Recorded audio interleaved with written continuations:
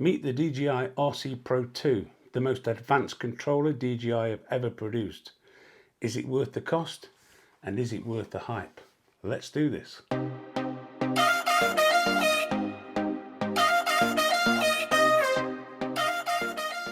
So hello and welcome once again to the channel, and today's video is all about the latest controller from DJI. Now, I've mentioned this in a couple of videos a couple of weeks ago, and one or two of you have asked me if I were doing a review on it. Now, before I start, let's just mention that it's took a long time to get this, and in the end I didn't actually get it from DJI. They simply couldn't supply me with one. Even though I'd paid for it, I was waiting over 6 weeks, and in the end I cancelled the order. Now, luckily I managed to find one that someone was selling at a bargain price and was only a month old. So thanks to Mike, one of my subscribers over in Hull, and what a gentleman he is. Anyway, on with the video. Let's start with the specs and then I'll move on to why I think it's the best controller on the market, with me using it over the last couple of weeks. The DJI RC Pro 2, with its brilliant 7-inch mini LED touchscreen, features a peak brightness of 2000 nits and a rich 1600 nits of sustained brightness, which means you'll get an ultra bright clear display even in the direct sunlight. The touchscreen interface is highly responsive and supports 10-point multi-touch precision, making navigation smoother than ever. This controller is engineered for a seamless workflow. The screen folds away flat when not in use, switching into sleep mode automatically and powering on the moment it's extended. Simultaneously, the control sticks fold inwards, ready to deploy, and no assembly is required. It takes around 30 minutes for it to completely shut down from sleep mode. The antennas are a simple fold-out system. They don't angle and are slightly larger than the ones on the DJI RC2. The 7-inch display is rotatable, instantly switching to vertical orientation. When you rotate the screen, your drone's gimbal follows suit, making vertical video capture smooth and intuitive. Now, I fly quite a few drones, as you know, but both the Mini 4 Pro and the Air 3S are perfectly matched for this controller. Even with the Air 3S, as you know, it doesn't support true vertical shooting as such, but if you shoot in 2.7K and you rotate the screen, it will give a full view in vertical shooting mode. So what you see is what it shoots. Now, this can be handy for social media content and saves cropping in post. You can tailor your controls to suit your shooting style. 2 buttons, the C1 and C2, are fully customizable via the DJI Fly app under button customization. You can literally have any combination using the drop down boxes and using a combination with the buttons and the scroll wheels. The dial on the left side of the controller can be configured to adjust camera settings like EV, or in Pro mode you can adjust the shutter and the ISO. Now, this is a nice shortcut to save tapping on the screen. When viewing your album, you can navigate quickly and select the ones you're looking for to view or download, and by pressing the dial in, it will select it. Now, one of the things I do like is the shortcut controls. For faster in-flight control, the back button paired with other buttons and dials offers several built-in quick functions. Pressing and holding the back button plus the left dial will adjust the screen brightness. Pressing and holding the back button and the right dial will adjust the media volume. Pressing and holding the back button plus the record button will start a screen recording, and similarly pressing and holding the back button will stop it as well. Pressing and holding the back button and the shutter button will capture a screenshot. Pressing and holding the back button and the 5D button toggle up will bring the home screen, toggle down will take you to the shortcut settings, and toggle left will bring you to the recently opened apps. These shortcuts give you direct access to essential controls without digging through menus. Also, the 5D button is also customizable too on its own.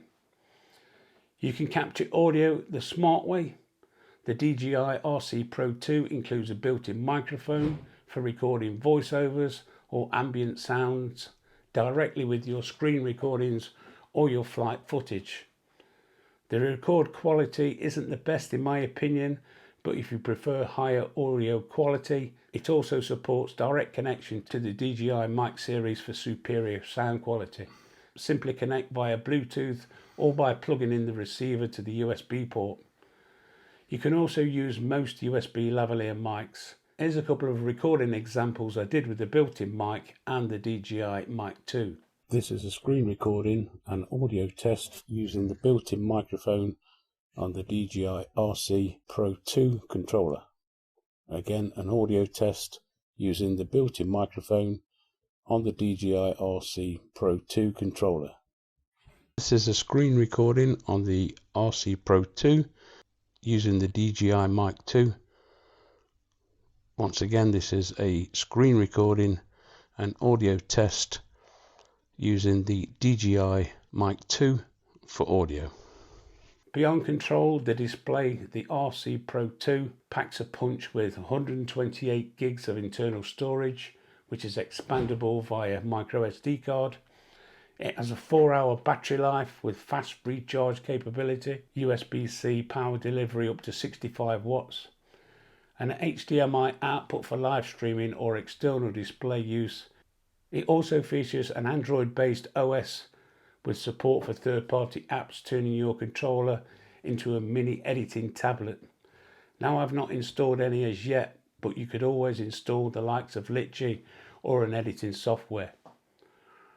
You can see by using the browser, you could log into the likes of YouTube or Facebook or any other social media platforms that you may use. Now, I've seen 1 or 2 videos saying it's a bit heavy and bulky, but I don't find it that bad, to be honest with you. I think the balance is spot on when you're actually using it. One thing I would recommend is, if you're thinking about buying one, it's to get a good lanyard protection with this bracket just here. At the end of the day, we don't want to be dropping it. As you know, they're quite expensive. It weighs in at 750 grams, where the RC2 is 448 grams. So yes, it is heavier, but it's not that bad in my opinion. The sticks are slightly longer, and again, I've seen some say that it takes some getting used to. You can, however, use the sticks from the RC2 controller if you like the shorter sticks. Just make sure you have your gain and expo settings as they were when using your other controllers. I personally find it's great to fly with. I like the fact that the screen is nowhere near the controls, not like the RC2 where you can accidentally catch the side of the screen with your palms when flying. Now, there are already accessories available for this controller, and I got a few that came with it.